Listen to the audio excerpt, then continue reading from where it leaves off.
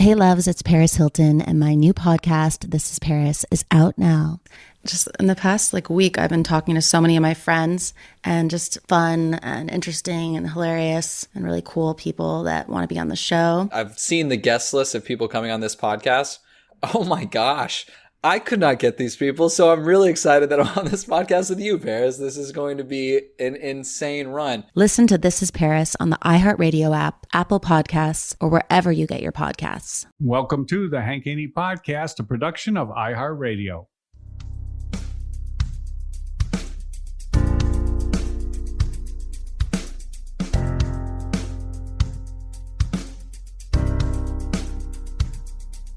Gonna tell it like it really is. We know Haney doesn't give a Silencing critics, eliminate misses. 2 chips never accept on shoulders to get better. Everybody knows the name, read about it. We're Golf Teachers Hall of Fame, never doubt it. It's time for the truth, here's our due. You're listening to Haney, you're listening to Haney, you're listening to Haney. It's time for the truth, here's our due. You're listening to Haney, listening to Haney.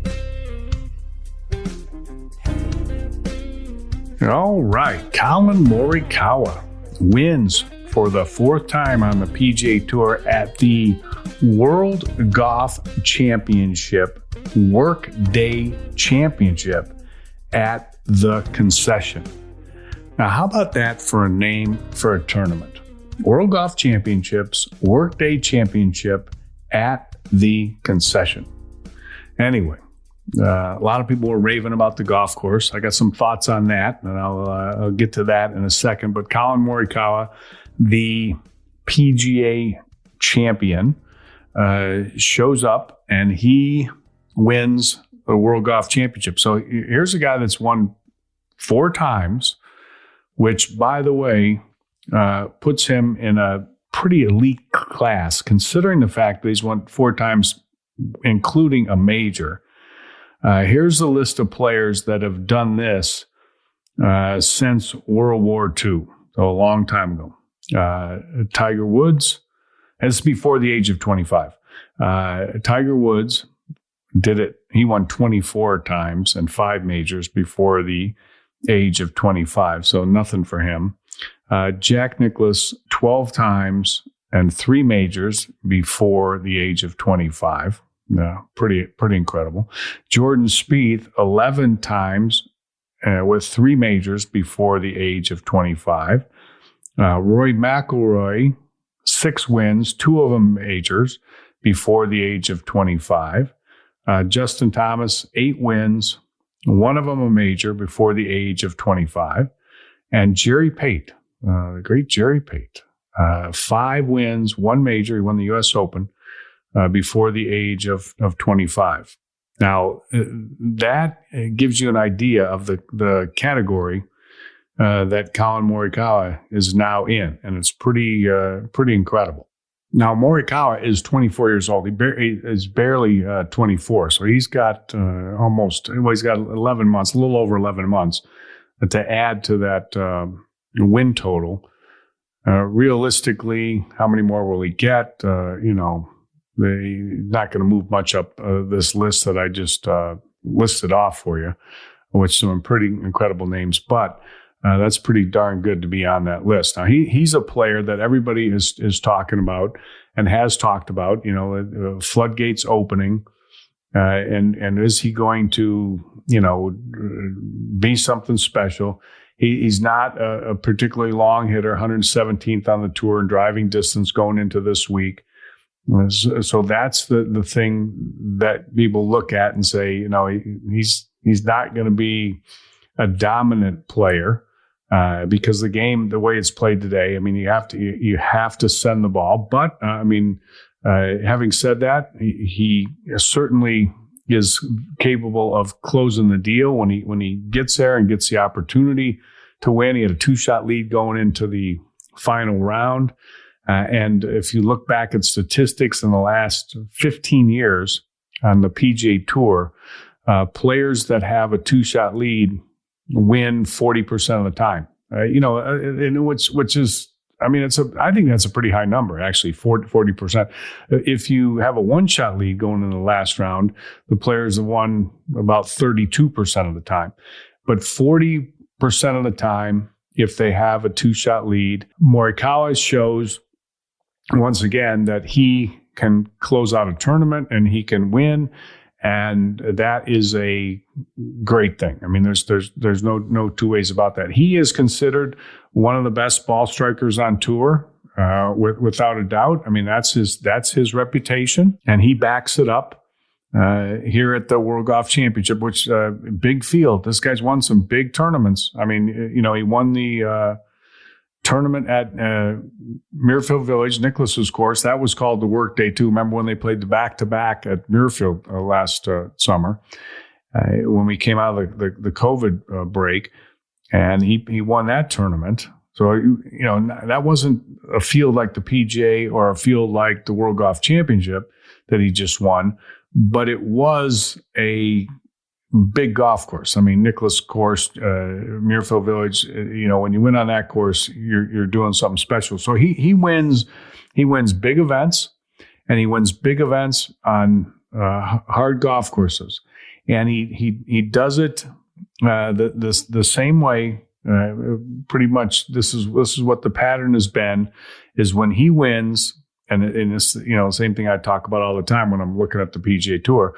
But he parlays a great ball striking week, which he has many. I mean, because that's just that's what he does. I mean, last year he's 5th strokes gained tee to green, and this year he's right about the same. He's 6th going into this week, and he just finished 1st in strokes gained tee to green at the Concession, which is a tough golf course. There's no two ways about it. And he showed that he's a ball striking machine. I mean, number one in strokes gained approach shot to the green. So he's a great iron player. Last year he finished 2nd, and this year he's right about there again, just pretty much in the same position. So he's consistently a ball striker. That is his deal. And if he shows up with the putter, that's the bottom line.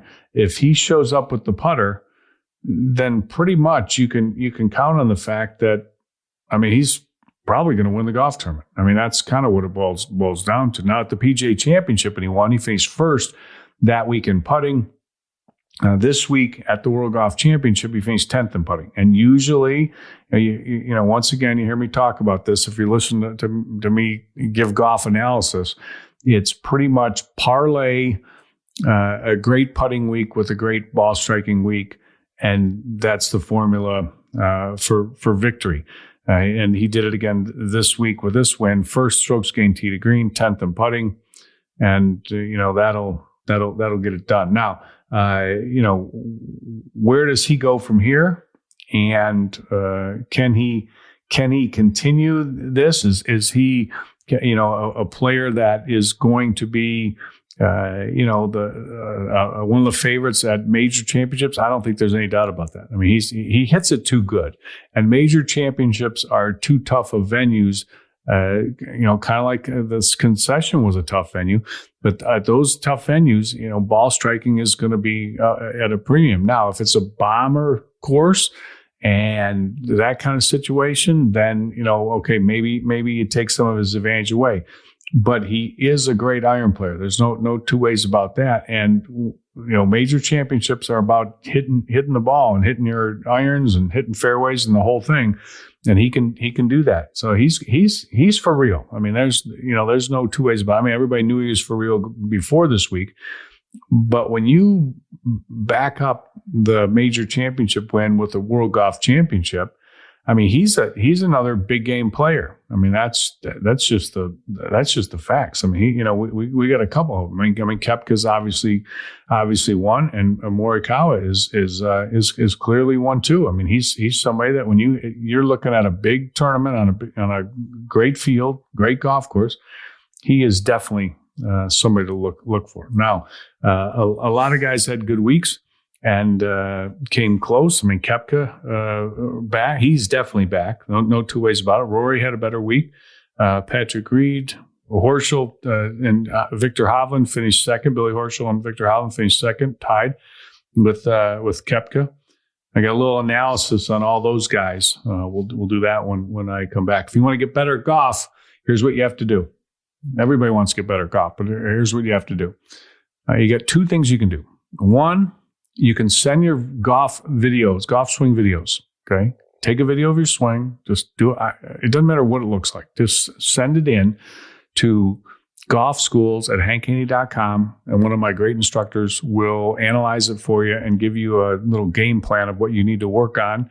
If you're playing golf right now, or if you're waiting for the season to, kick off right around the corner, then this is the way you can have a little something in your mind to be thinking about when you go back to the golf course. So send a video into golfschools@hankhaney.com, and it's absolutely free analysis, and you can send as many of these in as you want. You can do it on a weekly basis if you want. Make this the year that you get better at golf. That's a way to do it. And here's the other thing you can do. Sign up for my video tips that go out to your email box on a daily basis. And you can do that at HaneyUniversity.com. So go to HaneyUniversity.com, sign up for that, and send your videos into golfschools@hankhaney.com. All right, we'll be right back. Hiring is one of those things you do not want to mess up. You need to hire great people if you want to take your entire business to the next level. And with the stakes this high, there's only one choice: Indeed. Now, let me tell you why. Indeed.com is the hiring site that helps you find quality candidates instantly with Indeed Instant Match, so you can do the part you really need faster: meeting and hiring great people. Indeed is the #1 job site in the world with more total visits than any other job site, according to ComScore, and according to Talent Nest, Indeed delivers 4 times more hires than all other job sites combined. Unlike other hiring sites, Indeed gives you full control and payment flexibility, delivering a short list faster. With Indeed, there are no long-term contracts. You can pause your account at any time, and you only pay for what you need. Indeed searches through millions of resumes in their database to help show you great candidates instantly. With Instant Match, you see a list of great candidates with 0 wait. So if you want a quality shortlist fast, you need Indeed. Right now, our listeners can get a free $75 credit to upgrade your job post at Indeed.com/Hank. That's Indeed's best offer available anywhere. Get a free $75 credit at Indeed.com/Hank. Indeed.com/Hank. Offer valid through March 31st. Terms and conditions apply. I've got one word for you: Tom Cruise. On this new weekly podcast, Meeting Tom Cruise, we're going to talk about Tom Cruise. We're going to talk to people who have met Tom Cruise. Why? Because Tom Cruise is the greatest movie star of all time. Is he, though? Shut your mouth. Everyone who has met him has an amazing story to tell. And that's where I met Tom Cruise. Tom Cruise. When I hear the bathroom door open, and it's Tom Cruise. Hey, everybody, I'm Jeff Meacham. You might know me as Josh Openhold from TV's Blackish, and I'm here with the goose to my Maverick. Hey, I'm Joel Johnstone, and you might know me as Archie on The Marvelous Mrs. Maisel. And I'm Alec Lev, and you might... Nope, no one knows you from anything. Listen, we love Tom Cruise. We are inspired by Tom Cruise. But while we live and work in Hollywood, we've never actually met Tom Cruise. So we're going to talk to some people who have, and maybe one of them will lead us to the man himself, so we can have our own stories of meeting Tom Cruise. Does it really have to just be about Tom Cruise? Shut up! Why are you here? Listen to Meeting Tom Cruise on the iHeartRadio app, Apple Podcasts, or wherever you get your podcasts.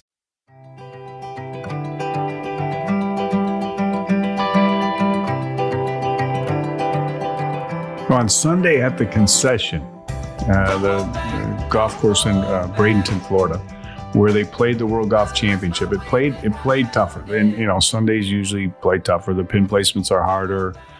The pressure is greater. That's when you're playing for your paycheck. And the low score for the day was 66, Carlos Ortiz. Okay.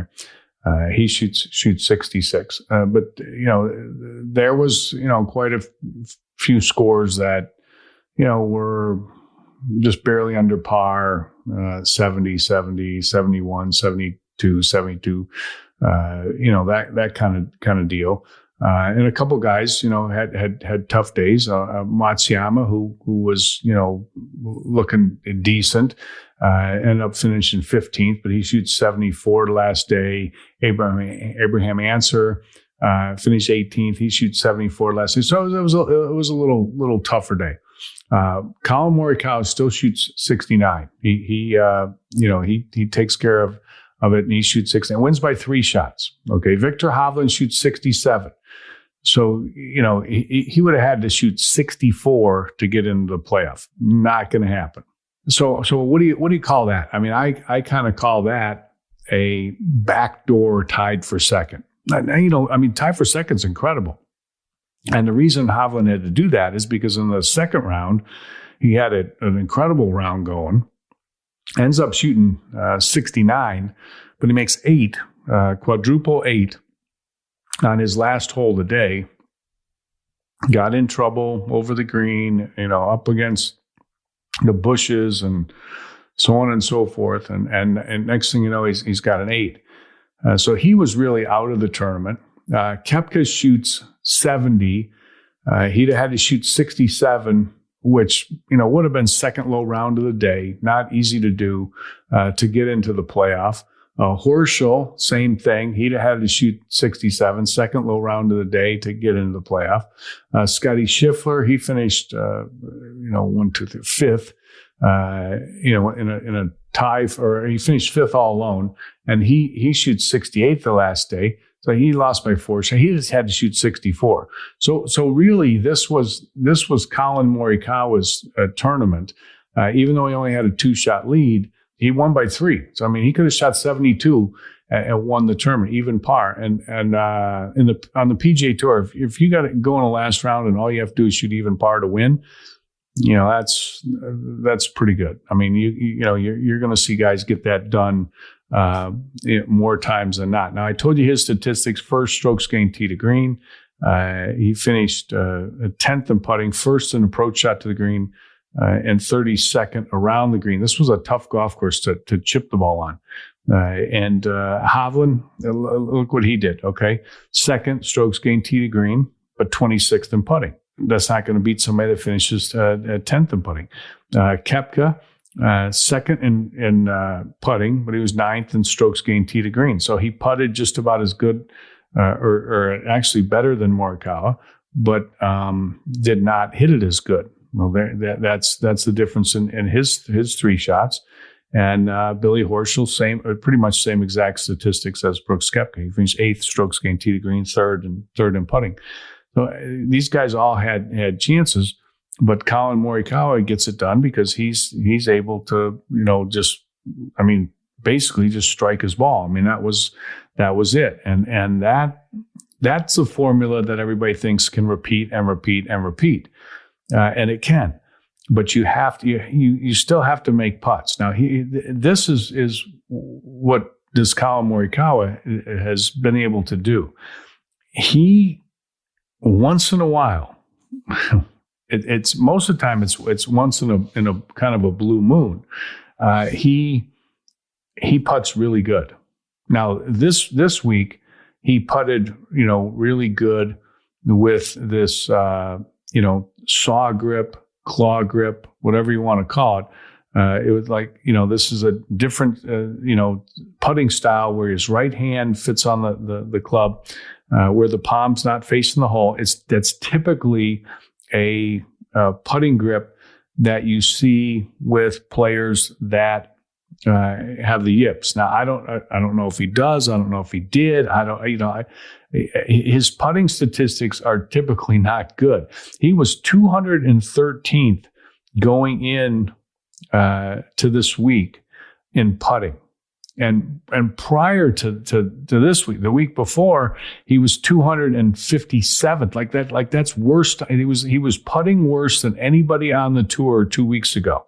Then he went to this claw grip, and he got a little bit better last week. Although last week he still didn't putt any good. In the tournament before this, but this week he pulls a rabbit out of a hat, which he's done before, and he's top 10 in putting. If he was a mediocre. I mean, an average putter. Let's not say mediocre. Let's say average putter, or a top 40 putter. Top 40 putter, even with his, even with the fact that he's not the longest hitter, he's a top three player. Now he still may be a top 3 player. Who knows? He may be the guy that kind of breaks the mold. And I mean, Spieth was that guy. He was that guy who was dominating all these major championships and number 1 in the world. And everybody's like, I mean, how does this guy do it? Well, he made a lot of putts.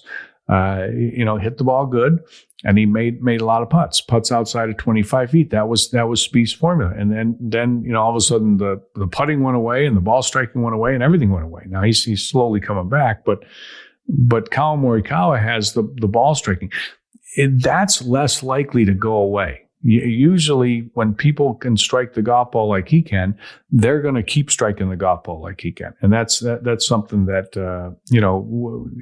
probably is going to, it's probably going to continue. I mean, that's just kind of what you've seen so far out of his career and what you're probably going to see. And then it's just going to be, how does he putt? How does he putt? And is this the answer? Like people say, okay, is that the answer? And you look at it and you think, okay, now how many guys that are top players in the world use, some kind of alternative style in putting? All right, I'm going to give you a little analysis of that and something to look for when you're watching different players and you're thinking, okay, this guy could be the guy. I'll do that when we come back. Let me tell everybody about my Voodoo Pain Relief Cream. If you haven't tried it, you get a free 2-week supply by just going to voodoopainrelief.com. That's all you got to do. Right there on the front page. This is a clinically tested, clinically proven product that absolutely works for minor aches and pains, muscle strains, arthritis pain, back, shoulder, hip, whatever it might be, joint pain. Give it a try, because I'm telling you, you will be singing its praises just like everybody on the website. You can go there and check it out. Check out the website. Check out the testimonials. Don't just take my word for it, but get your free 2-week supply at voodoopainrelief.com.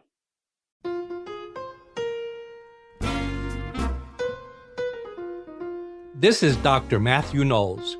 You may know me from my award-winning work in the music industry with megastars like my daughters, Beyonce, Solange, and Destiny's Child, where I had the privilege of managing artists, brokering major deals, running my music label, and even writing songs. I'm taking all my talents and experience to the stage with my new podcast, Matthew Knowles Impact, on iHeartRadio, where I talk to notable guests about racism, health and wellness, entrepreneurship, and of course, the entertainment industry. Together, we can build bridges and tear down walls. Listen to Matthew Knowles Impact every Monday on the iHeartRadio app, Apple Podcasts, or wherever you get your podcasts. I'm out.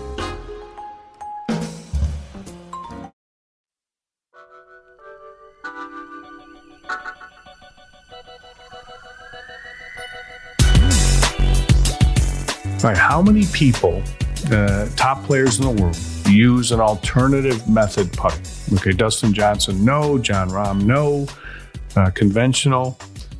Justin Thomas, conventional. Xander Schauffele puts left hand low. Tyrrell Hatton, conventional. Patrick Cantlay, conventional. Rory McIlroy, conventional. Okay, then you got Bryson DeChambeau and Webb Simpson. Okay, those are your, next two players that have an unconventional method. And then you got Patrick Reed, Brooks Koepka. Okay, there you go. So of the top 12 players in the world, you've got two guys that are unconventional, Bryson DeChambeau and Webb Simpson, and you got another guy, Schauffele, that puts left hand low. Although I don't even know if I would consider that unconventional, because it's just left hand low. He's not looking at the hole. He doesn't have a saw grip or something like that, or a claw grip on it.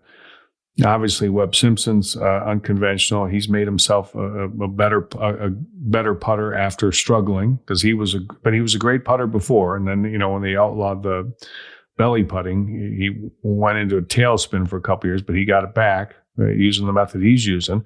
And then Bryson DeChambeau has made himself a good putter with his unconventional method. But anyway, just you look at 12 players, 12 top players in the world. You've got exactly 2 of them that have some kind of an unconventional method. Now, Collin Morikawa, now he's a top 5 player in the world, and with this win at the World Golf Championship, the concession or workday concession, whatever they called that thing. What a name that was, anyway. But he's using this claw grip, saw grip, which by the way is a great option. You see a lot of players using it. It's generally a way to be decent. Actually, I'm surprised more players don't use it. It's very effective for somebody that has, like I said, a little bit of hitch in their get along, as I call it, a little bit of a yip in their stroke. It's generally not going to. You're generally not going to be the best putter doing this, but you're going to be better than you were. So it'll be interesting to see if he goes and sticks with this. Mark O'Meara, for years. Of course, Mark was one of my students for a long, long time, and he was always a great putter. And then he got the yips, and I thought.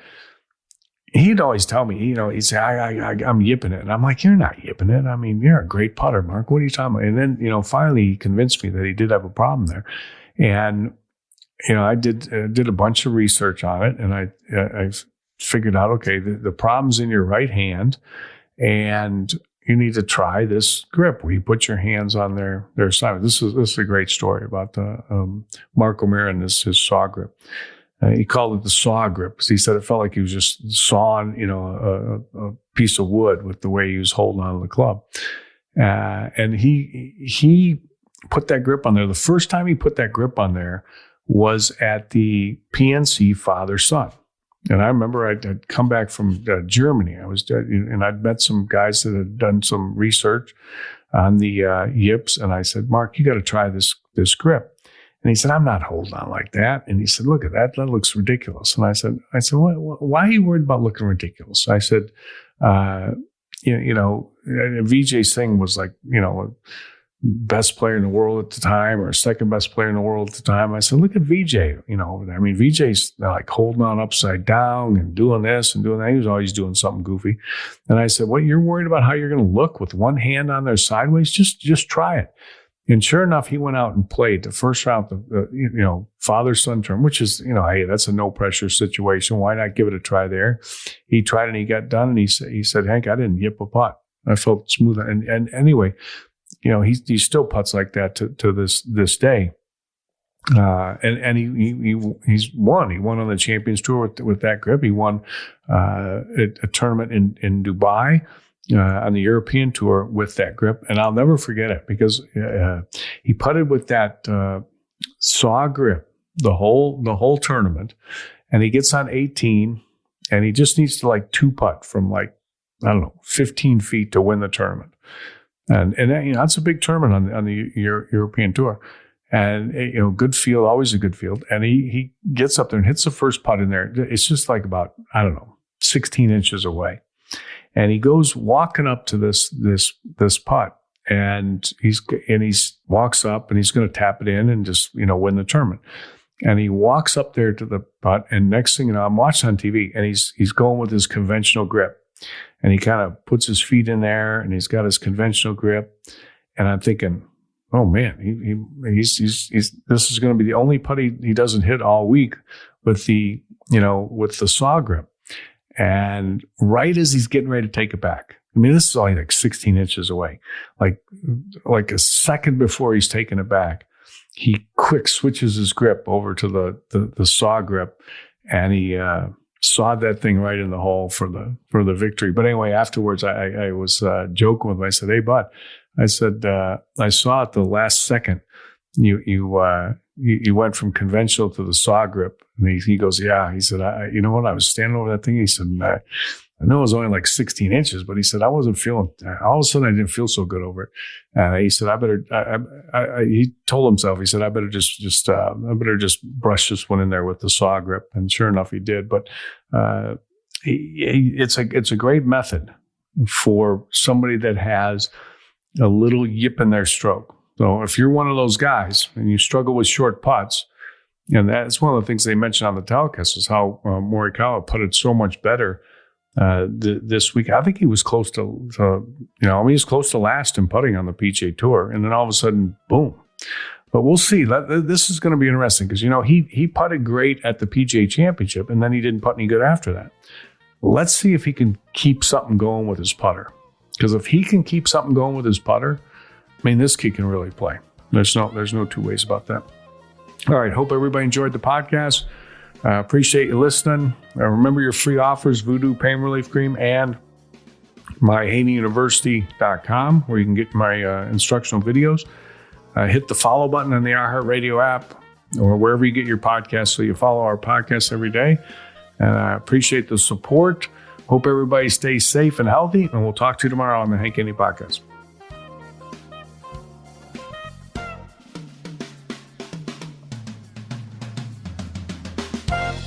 The Hank Haney Podcast is a production of iHeartRadio. For more podcasts from iHeartRadio, visit the iHeartRadio app, Apple Podcasts, or wherever you listen to your favorite shows.